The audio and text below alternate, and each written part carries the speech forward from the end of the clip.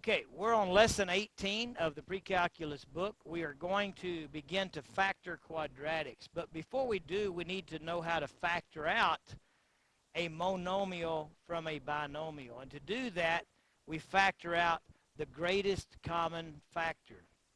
Now, the greatest common factor, if I were to take the 8x and I wrote out its factors, it would be 2 times 2 times 2 times x.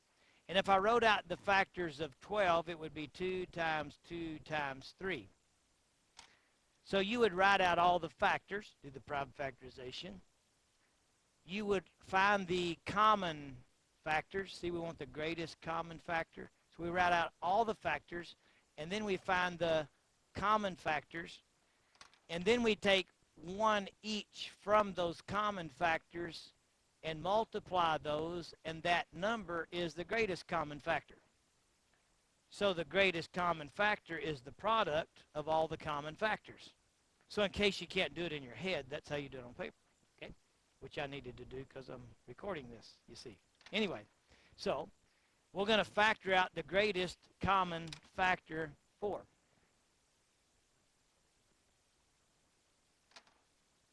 So we're going to say 4 times what would give me the 8x? Well, the answer is right there if you've actually shown your work, right? We want to be able to say 4 times what is 8x, 2x, but it's actually up there. It's what was left. And then we could say, well, 4 times what is 12, and you can actually see it's the only factor remaining there, too, which is a 3. So as you're learning to factor out the greatest common factor, writing out all the factors, finding the common factors, and then multiplying each of a common factor to get your greatest common factor can kind of help you visualize a little bit as you go. Anyway, the answer to number 1 is 4 times parenthesis 2x plus 3 close parenthesis. We factored out the greatest common factor. Everybody see that? Okay. Yeah, from now on we're just going to kind of do them in our head a little bit. What is the greatest common factor between 10x and 10? Number 2. Bigger. 10. So we're going to think 10 times what would give me the 10x? And 10 times what would give me a 10? A positive, so plus 1. Any questions on number 2?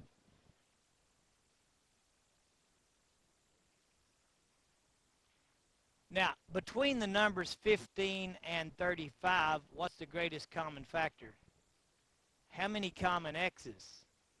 1. How many common y's? None. The second one didn't have one. So they have a common 5 and a common x. If we wrote that out, you would have 3 times 5 times x times y, correct? 35 is 5, times 7, and then times x. They had a common 5 and a common x, so a 5x. 15x times what would give me the 15xy? 3y. I think I said that wrong, but that's okay. 5x times what then would give me the 35x? Just a 7, because I've already got an x and it's positive. Understand that?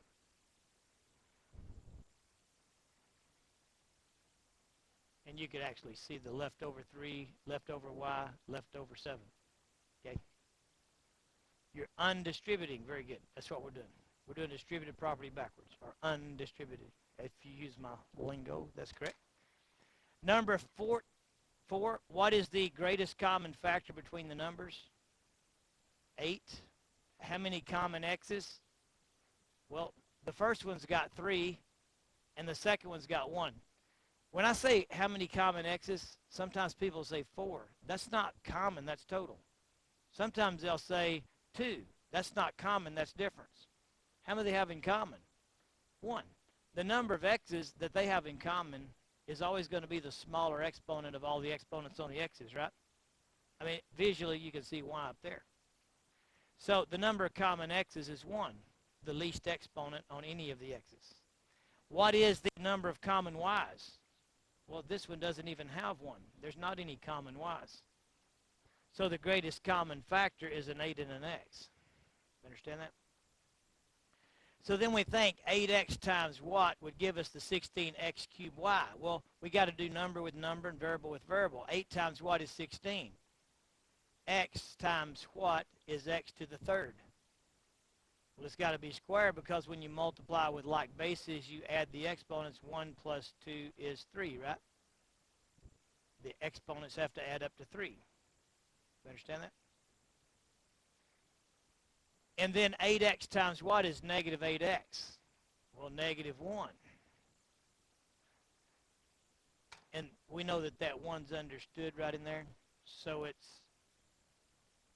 8x times 2x squared minus 1. Do what? Oh, you're right. This little y, I forgot about him. He goes right in there. You're right. Thank you, sir.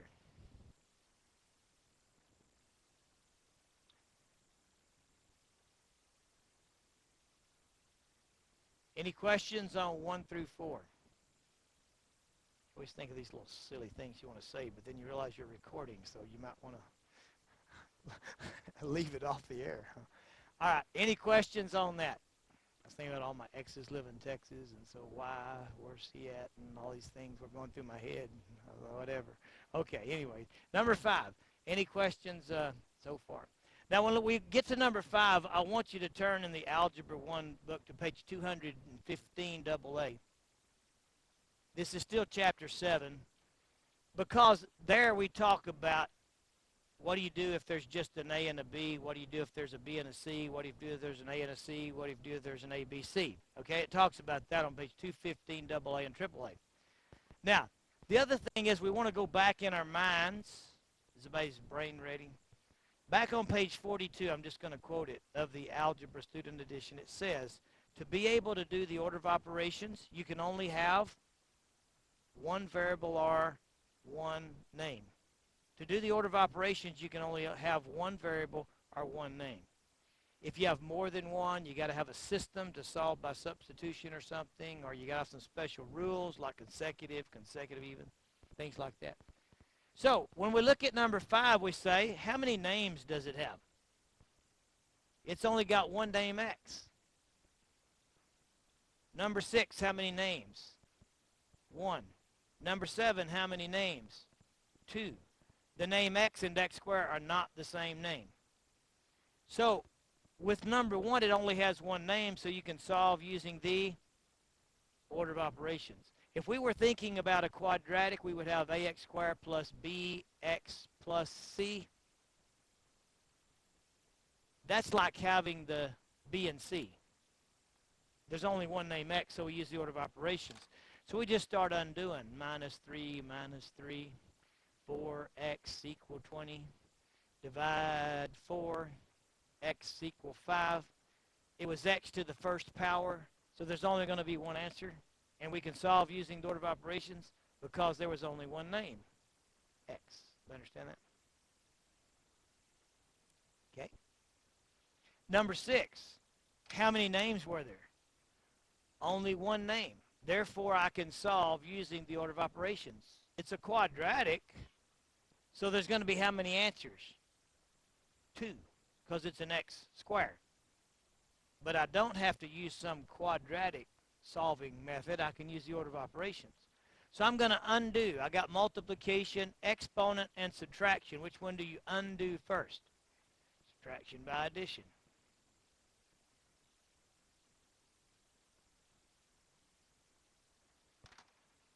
Now my operations are multiplication and exponent. Which of those do you undo first? Multiplication by division. Now I undo the square with the, and when you take the square root, you get how many answers? 2. How do you get them? Plus or minus square root of. So what is the positive square root of 9? Positive 3. What is the negative square root of 9? That's a 3. Just looks really like a whole lot like a 9. Okay. Any questions on number 6?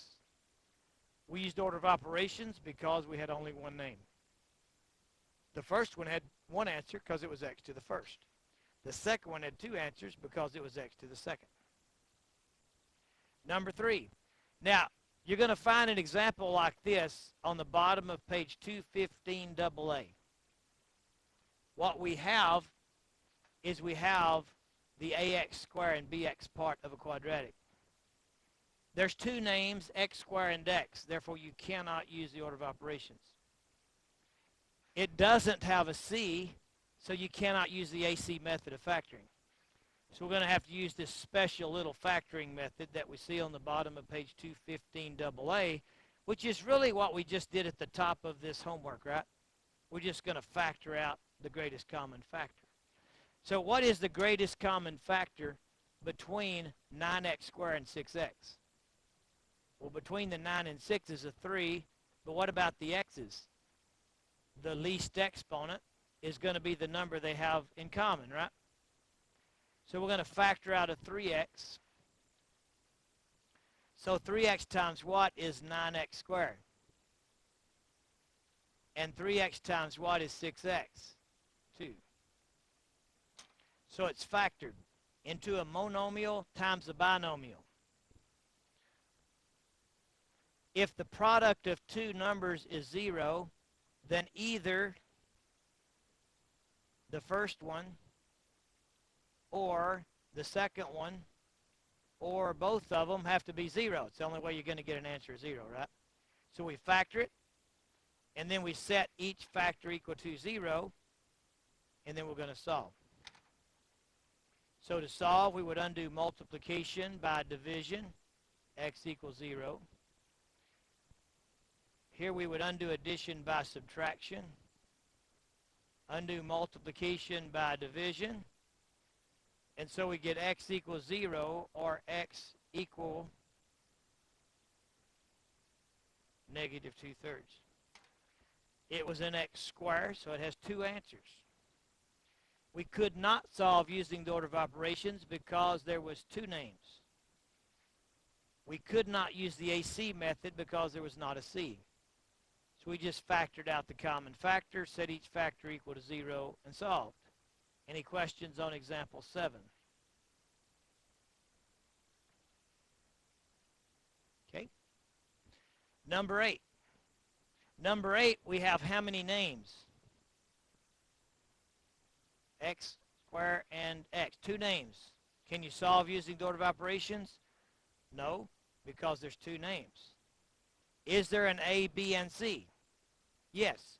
So we could use the AC method, right? But A is equal to 1. If you have an A, B, and C, and A is 1, instead of using the AC method, we use a shortcut method.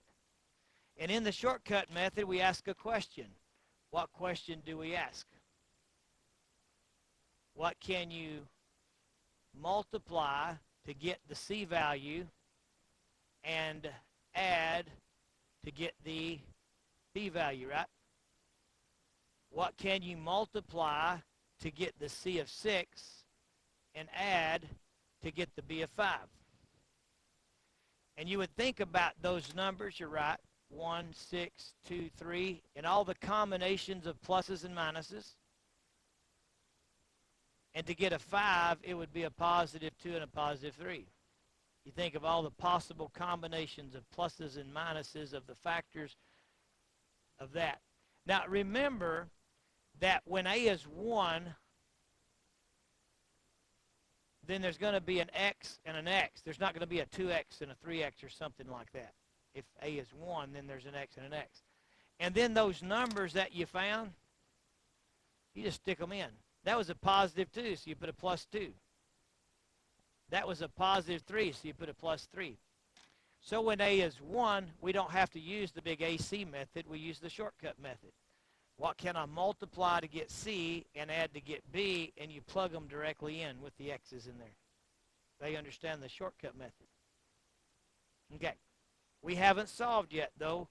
If two things have a product of 0, then either the first one is 0 or the second one is 0. So we set them equal to 0 and solve to get our solutions, roots, or zeros, or x-intercepts, all the same thing.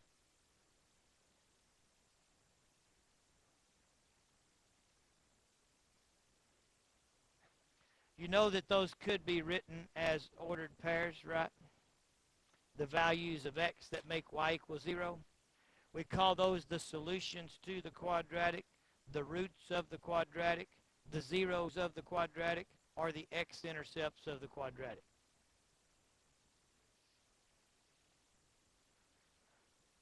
If we were to graph this parabola, since a is 1, we know that it opens up and the vertex is a minimum. We know that it's going to cross the x-axis at -2 and -3. So what we just found were the roots or the x-intercepts. It opens up, so this parabola is going to be doing something like this, right? Any questions on number 8?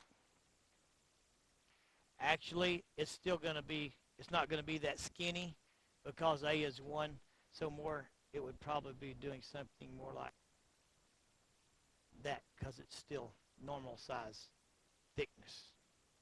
All right, anyway. Any questions on number 8? Okay, so let's review a little. We solved when there was one variable x, order of operations, one answer.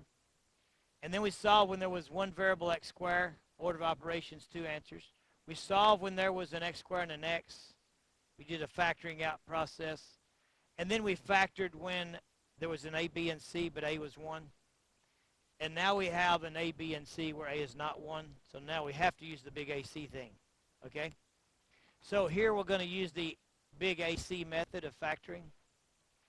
The a of the quadratic is 6, the b of the quadratic is 19, and the c of the quadratic is 15. Step 1 was to do what?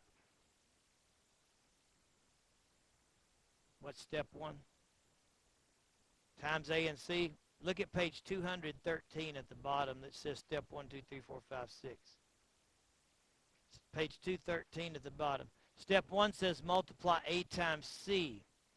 Now, we're going to be very specific with our signs here. We're going to take the a of 6 times the c of 15. When we multiply, we get an answer of 90. And we want to focus on the fact that that was a positive 90. And so we finish step 1. Multiply a times c, and we're continually going to think about signs. And I think it's really good to write down the sign stuff as you go so you can't mess up.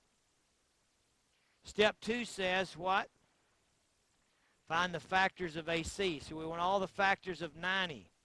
1 times 90. 2 times 45. 3 times 30. 5 times 18.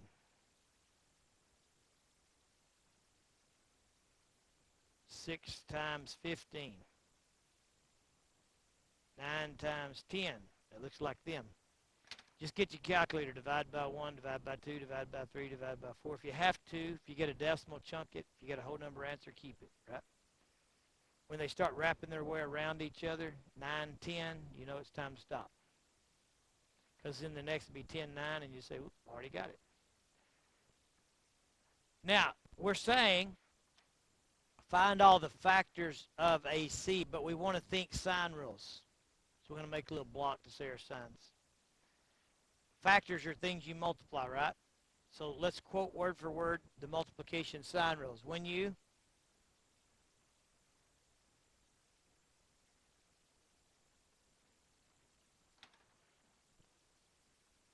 okay, so step 2 said find the factors of the AC answer. We're finding things that we are multiplying, right?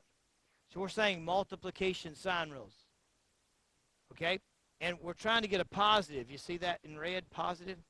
So we want the multiplication sign rules for a positive answer. So somebody say them word for word. When you multiply or divide with the same sign, it'll give you that positive, you see. Okay, we're always watching signs when we're doing AC method. That's step 2. Step 3 says pick the pair that add to give you the b, which is positive, using sign rules. Pick the pair that add to give you b using sign rules. We're always thinking signs. It's really good if you write them until you get good at this. Okay? Now we're saying addition sign rules. We want to say the exact right one word for word from that sheet I gave you. They are, when you, add or subtract with, same sign u, add and take the common sign, which needs to be positive. They need to be the same sign and positive. Are all these numbers over here the same sign and positive? Yes. So we leave them alone. We leave them positive, okay? So which pair then gives you the 19? 9 and 10.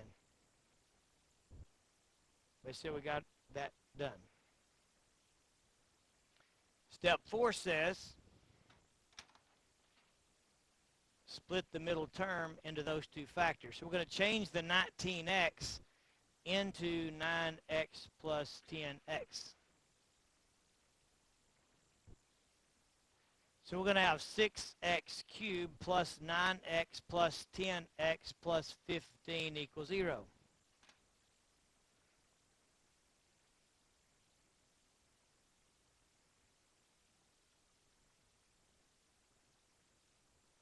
Oh, 6x squared. That's weird that did that. Yeah, thank you. 6x squared. Okay, that was step 4. Step 5 says, now this is like the top of this worksheet, right? That's why we needed to learn the top. We need to know how to factor the left pair and factor the right pair. What can I factor out of the left pair? A 3 and an x. What can I factor out of the right pair?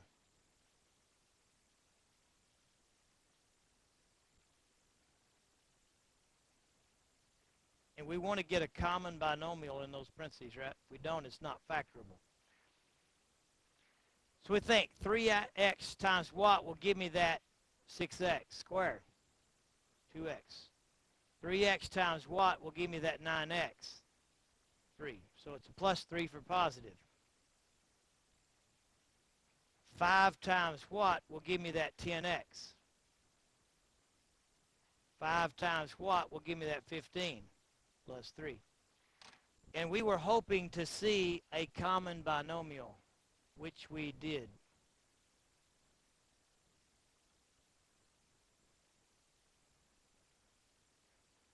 Step 6 says,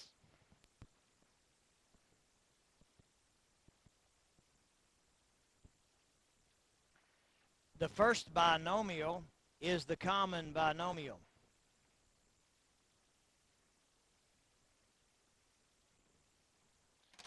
The second binomial are the pieces, 3x and positive, so plus 5.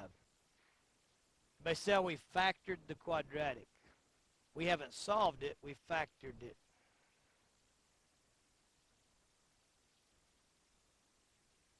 It could have been 2x plus 3 or 3x plus 5. It doesn't matter which one ended up. The way I teach multiplying binomials, because I don't use the FOIL method, don't write this down, but the way I teach it is I teach that you would take this first binomial and distribute it. So you would have that times the first little piece, and then that times the second little piece. So what I'm seeing is distributive property backwards. If you were taught the FOIL method, you can't see that from FOIL method, which is why I don't teach FOIL method. But anyway, now, the idea here then is if these two factors have a product of 0, then we would say either the first factor of 2x plus 3 is equal to 0, or the second factor of 3x plus 5 is equal to 0.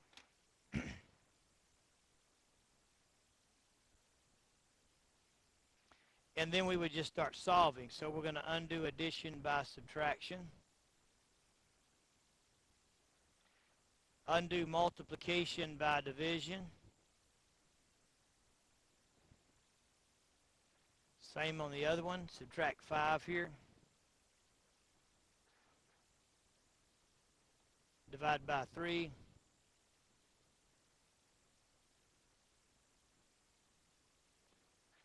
And we know that those can be written as ordered pairs, right? X when y is 0, okay? Any questions so far?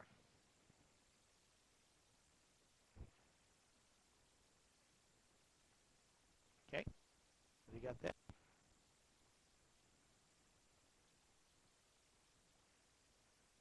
Number 10. Number 10, we have two names, x and x squared, so you cannot use the order of operations. It's got an x squared, so it's a quadratic, and there's going to be two answers. It has an a, b, and c, so we could use the AC method. A is not 1, so we have to use the AC method. If we're going to factor, the other option is the quadratic formula and some other things that we haven't talked about yet in this situation. So my A of my quadratic is 10, the B of my quadratic is a -1, and the C of my quadratic is a -3. Step 1 of the AC method, meaning A times C, is to multiply A times C. Do what the name says, A times C. When you multiply 10 times -3, you get a -30, and we want to focus on the fact that the answer was negative because that's the beginning of thinking about sign rules. Any questions on step 1? Step 2 says, find all the factors of the AC answer. All the factors of 30 are 1 times 30, 2 times 15, 3 times 10, and 5 times 6. And we're going to focus on signs. And we're thinking multiplication sign rules because we're finding factors. So we say the appropriate multiplication sign rule. So you say what? When you multiply or divide with different signs, the answer is negative. So those have to be different signs for the answer to be negative. We make a note of that. Okay? And then we move to step 3, which says, pick the pair that add to give us B, which is negative, using sign rules. So now we're all set up for our addition sign rules. And we're going to say the exact right one word for word. So you're going to say when you add or subtract with different signs, you subtract and take the larger, which needs to be negative. They need to be different with the larger negative. Different with the larger negative. So we got all our signs right. You can't do that if you can't quote your sign rules and know the process that we use to get the right sign rule to quote. But you are doing super and picking the right one out. Okay? So which pair actually gave us the B of -1? The positive 5 and -6 gives us that B of -1. We picked the pair that had to give us B using sign rules. Any questions up to there? That's the part that makes you or breaks you usually. All right, next step says split the middle term into those two factors. So we're going to change that into those two, 5x minus 6x. So then we have 10x squared plus 5x minus 6x minus 3 equals 0.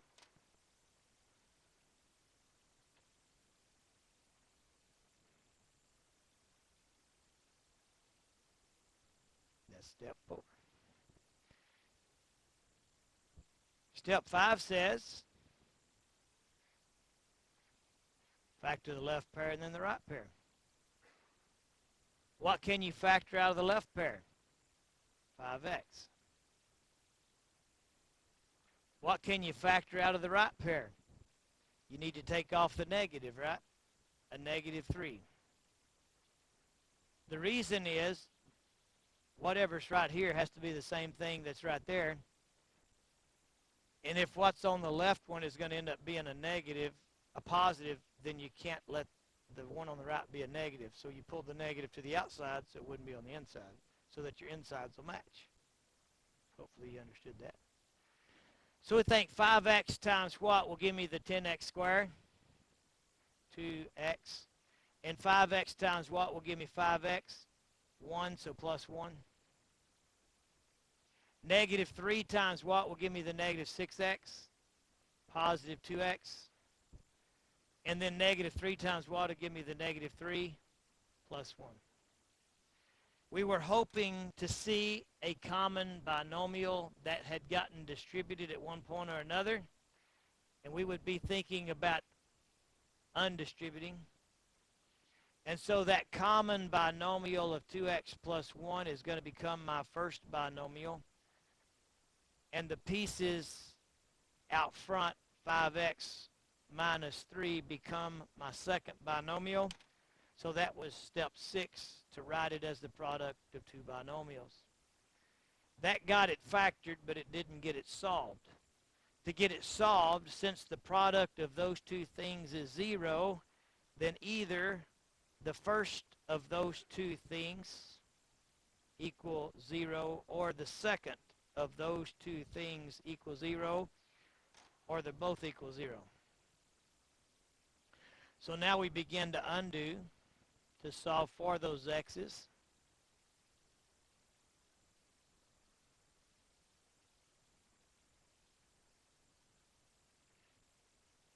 Same thing over here. We're going to undo.